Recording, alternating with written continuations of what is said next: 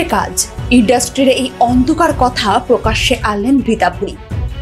কেন নারীদের নিরাপত্তা নিয়ে লড়ছেন তিনি? তিনি শুধু একজন অভিনেত্রী নন, তিনি প্রতিবাদের প্রতিচ্ছবি। তিনি শুধু পর্দায় চরিত্র হননি, বাস্তবে লড়াইয়ের মুখ হয়ে উঠেছে। কিন্তু কেন বললেন রীতা ভুরি এ কথা? এই সাহসী বক্তব্যের নেপথ্যে কি এমন অভিজ্ঞতা আছে তার?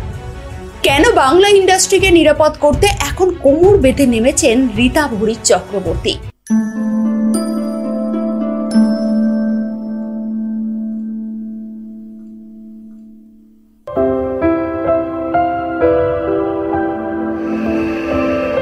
রীতা ভুরি চক্রবর্তী নামটা শুনলেই চোখের সামনে ভেসে ওঠে এক প্রাণবন্ত মুখ, স্পষ্ট উচ্চারণ আর প্রতিবাদী দৃষ্টিভঙ্গি।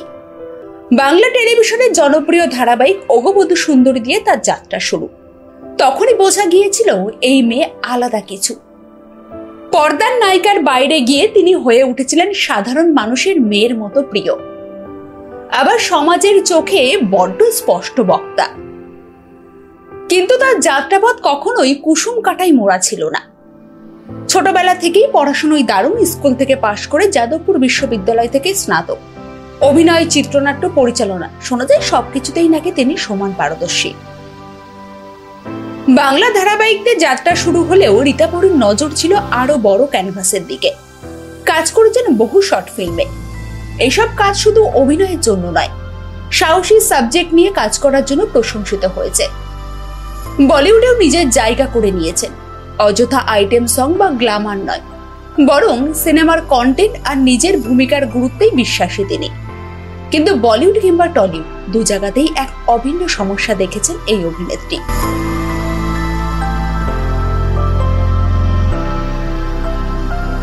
সূর্য যখন তার নরম আলোয় টলিউডের চেনা স্টুডিওর পাড়াকে ছুঁয়ে যায়, তখনও হয়তো কেউ জানেনই না এই চাকচিক্যের পেছনে লুকিয়ে আছে এক অন্য গল্প, যে গল্পে মেধা আর যোগ্যতার পাশাপাশি আরো অনেক কিছুর হিসেব হয়। এই গল্প এমন এক বাস্তবতার যা প্রকাশ্যে আনতে সাহস লাগে, আর রীতা ভুরি চক্রবর্তী সেই সাহসই দেখিয়েছেন। এদিন সংবাদ মাধ্যমকে দেওয়া এক সাক্ষাৎকারে অভিনেত্রী জানান, তিনি জোর দিয়ে বলতে পারেন, ইন্ডাস্ট্রিতে শুধু ট্যালেন্ট থাকলে কাজ পাওয়া যায় না। খুব খারাপ লাগছে বলতে, তবুও বলছি, একসময় অনেকেই শুয়ে কাজ পেয়েছে, আবার অনেকেই নিজের দক্ষতায়। কিন্তু এর ফলে একটা ধারণা তৈরি হয়ে গিয়েছে,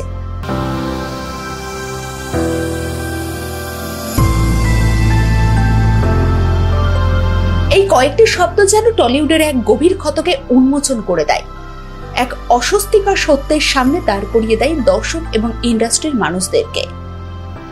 এই কথার অর্থ এতটাই গভীর যে অনেকে চুপ করে গেলেও রীতা ভুরি প্রকাশ্যে বলে দিলেন, এই ইন্ডাস্ট্রিতে ট্যালেন্টের থেকেও কখনো কখনো সম্পর্ক, বোঝাপড়া, এমনকি শারীরিক লেনদেনকেও গুরুত্ব দেওয়া হয়।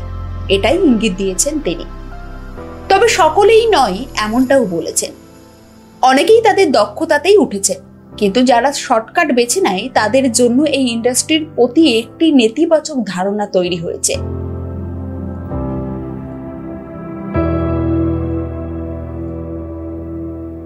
যে কোনো শিল্প মাধ্যমে মেধা এবং দক্ষতা সাফল্যের মূল চাবিকাঠি হওয়া উচিত। কিন্তু টলিউডের মতো গ্ল্যামারাস ইন্ডাস্ট্রিতে এই সমীকরণটা কি শুধুই মেধা নির্ভর? রীতা ভুরির বিস্ফোরক মন্তব্য সেই ধারণায় প্রশ্নচিহ্ন এঁকে দিল। যখন একজন অভিনেত্রী বলেন অনেকেই শুয়ে কাজ পেয়েছে, তখন এর পেছনের কারণগুলো খুঁজে দেখার প্রয়োজন পড়ে। এটা নিছকই কিছু বিচ্ছিন্ন ঘটনা, নাকি এটি একটি অলিখিত নিয়মের অংশ যা পর্দার আড়ালে নীরবে কাজ করে চলে? এই প্রশ্নগুলোই এক রহস্যের জন্ম দেয়, যার উত্তরটা খুঁজে পাওয়া সহজ নয়।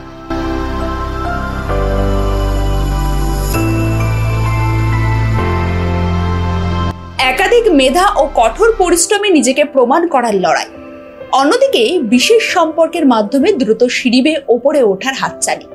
এই দুয়ের টানাপোড়েনে শিল্পীদের জীবনে কেমন প্রভাব ফেলে? অনেকেই আছেন যারা বছরের পর বছর ধরে অডিশন দেন, নিজেদের দক্ষতা ঝালান, কিন্তু কাঙ্ক্ষিত সুযোগ আসে না। আবার এমনও উদাহরণ বিরল নয় যেখানে রাতারাতি একজন নবাগতা সুযোগ পেয়ে যান, কোনো নির্দিষ্ট ব্যাকগ্রাউন্ড বা দীর্ঘ প্রস্তুতি ছাড়াই। এই বৈষম্য কি শুধুমাত্রই ভাগ্যের খেলা, নাকি এর পেছনে কাজ করে অন্য কোনো অদৃশ্য শক্তি? রীতাভরির কথাগুলো যেন সেই অদৃশ্য শক্তির অস্তিত্বকেই নির্দেশ করে। এটি একটি প্রচ্ছন্ন ইঙ্গিত দেয় যে সাফল্যের সংজ্ঞা এখানে বহুমুখী এবং তার সবটুকু মেধার উপর নির্ভরশীল নয়।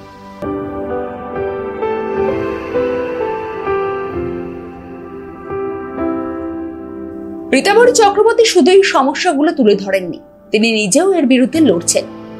টলিপাড়ায় তার স্পষ্টভাষী পরিচিতি এমনি এমনি তৈরি হয়নি। যখন কোনো প্রতিষ্ঠিত ব্যবস্থার বিরুদ্ধে কথা বলা হয় তখন স্বাভাবিকভাবেই প্রতিকূলতার মুখে পড়তে হয়। রীতাভরির ক্ষেত্রেও এর ব্যতিক্রম হয়নি। অভিনেত্রীর কথাই অনেকেই ভাবেন ও তো সিনেমা করে, শরীর দিতে বাধ্য, রিভিলিং পোশাক পরে মানে শুতেও পারে। সবার আগে এই ধারণাটা বদলানো দরকার। আমি চেষ্টা করেছি, এখনো অনেক পথ চলা বাকি। এটা সবে শুরু, একদিনে তো হবে না, হয়তো কয়েক প্রজন্ম লাগবে ইন্ডাস্ট্রিতে মেয়েদের জায়গা সুরক্ষিত হতে, তবে হাল ছাড়লে চলবে না।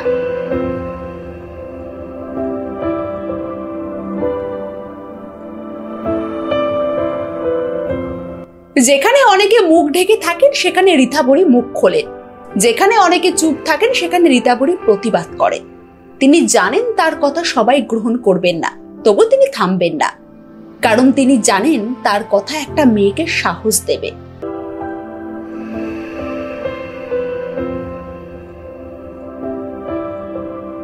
এ বিষয়ে আপনাদের কি মতামত জানাতে ভুলবেন না কমেন্ট বক্সে।